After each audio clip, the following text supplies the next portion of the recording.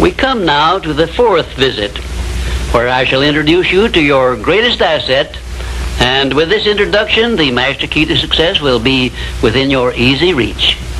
I say this is your greatest asset because it is the fourth of the 17 success principles with which you may tap and draw upon the supreme power which created you and runs this entire universe.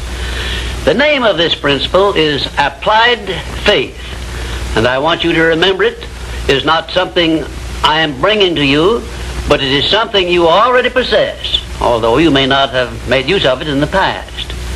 And now let me tell you what applied faith is and what you can do with it. Applied faith is the mental attitude wherein you may clear your mind of all fears and doubts and direct it to the attainment of whatever you desire in life. In our first visit, I told you that you and I and every person were blessed with the privilege of complete control over but one thing, and that is the exclusive right to take possession of our own minds and direct them to the attainment of whatever we desire in life.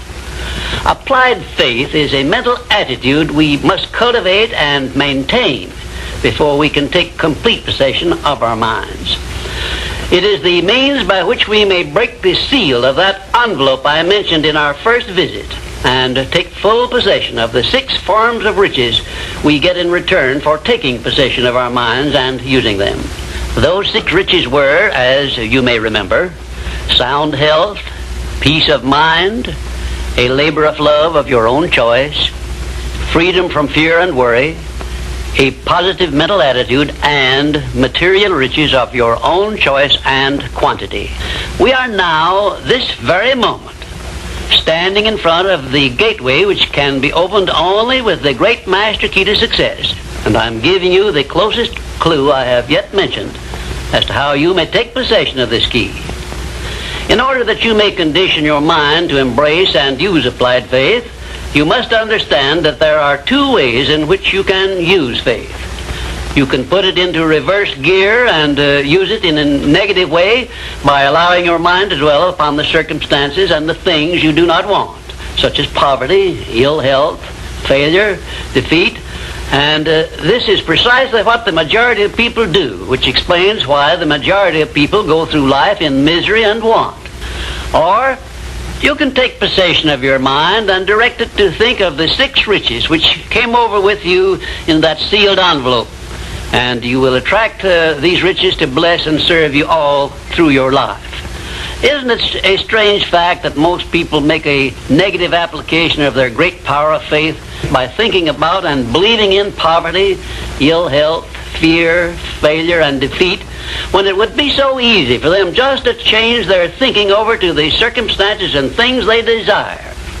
Now let me give you a description of the one thing which represents the main difference between a successful person and a failure. Please listen carefully and think for yourself as I speak, because failure to recognize the truth I am about to give you is the starting point of most failures. Successful people in all occupations, all professions, and all callings have one trait which distinguishes them from the failures. It is their capacity for belief. The failures see the hole in the donut, but do not see the donut around the hole. The successes see the hole also, but they see the donut around the hole. Thomas A. Edison believed that he could perfect an incandescent electric lamp, and despite the fact that he failed over 10,000 times before he was crowned with success, he made his belief uncover the secret for which he was searching. Give one guess as to how many times the average person must fail before he quits. Fails because of the lack of capacity for belief. How many times can you meet with defeat before you give up the ghost and quit? Henry Ford believed he could build a self-propelled vehicle which would take the place of the horse and buggy. And despite the ridicule of relatives and neighbors and the lack of finances, he transmuted his belief into an industrial empire which changed the entire American way of life. Mind you, Ford did this with very little education and no operating capital to begin with. Right here, let me ask you a question which may well change your entire life. You perhaps have an idea or a plan which would be useful to other people. but you have done nothing about it because you lack the self-confidence to give you a start. In other words, you are now where Henry Ford was before he built the first model of his world-famous automobile. Mr. Ford broke through that wall of fear, which may now be holding you back, and put his idea into operation by making use of the mastermind principle I mentioned in our second visit, through an alliance with his wife. Now, the question I wish to ask you is this. Why don't you form a mastermind alliance with someone and begin putting your ideas to work for you? Belief is truly a magic word because it is the beginning of all successes. It is the very foundation of civilization. It is the one quality you must develop before you can make use of the great master key to success. To be successful, you must become a person with a great capacity for belief. And the place to start believing is with yourself. You should begin by recognizing that you were born with the privilege of complete control over your own mind. You should also recognize that by the application of the master key to success, which I am passing on to you through these visits, you can take full possession of your mind and make it yield you whatever you demand in life. Observe, I use the word demand, not beg. The Creator never intended for you to beg for anything. If He had, He would not have blessed you with full control over your own mind. If your life is not what you want it to be, you can change it. As a matter of fact, you can do anything within reason that you desire to do if you embrace the principle of applied faith and keep it directed to the attainment of the things you want and off the things you do not want. I should know what I'm talking about because I was handicapped at birth by the four horsemen which keep most people in bondage all the days of their lives: poverty, fear, illiteracy, and superstition.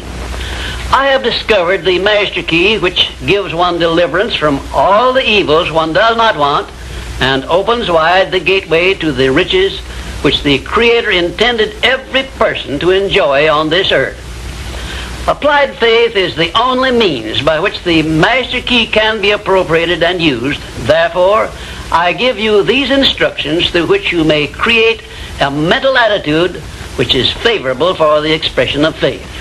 1. Know what you want and believe that you can and will get it. 2. Give expressions of gratitude many times daily for having received that which you want, even before you actually get physical possession of it. Possession starts first in the mind. Please remember this. 3rd, keep your mind open for hunches from within. And when you are inspired to action, do not wait, but move on your own personal initiative at once. Remember, there can be no application of applied faith without action. 4th, when overtaken by defeat, as you may be many times, remember that man's faith is tested many times before he is crowned with final victory. And accept your defeat as nothing more than a challenge to keep on trying. And 5, a burning desire for the things or circumstances you want is the starting point of all applied faith. Be definite, believe, and act. And keep on acting if at first you meet with defeat. 6, when doubt creeps into your mind, remember that whatsoever a man believeth, that shall he also reap. Remember, faith is not something you get. Faith is something you already have. But you may be using it in reverse gear by believing in the circumstances and things you do not want, the things you fear. Remember also that faith is guidance only. It is not a power which will bring you what you want, but a power that can guide you to go after what you want and get it. Remember, too, that your faith is limited only by your own capacity to believe. You can do whatever you make up your mind to do. I believed I could give the world a practical philosophy of success which would free men and women from their fears and limitations. I stood firmly back of that belief through 20-odd years of effort. and saw my belief give freedom to millions of people. Do the thing, said Emerson, and you shall have the power. May I paraphrase this great truth by saying, believe and you shall receive. And now, until our next visit, will you please remember that your life is exactly what you make it by your own mental attitude.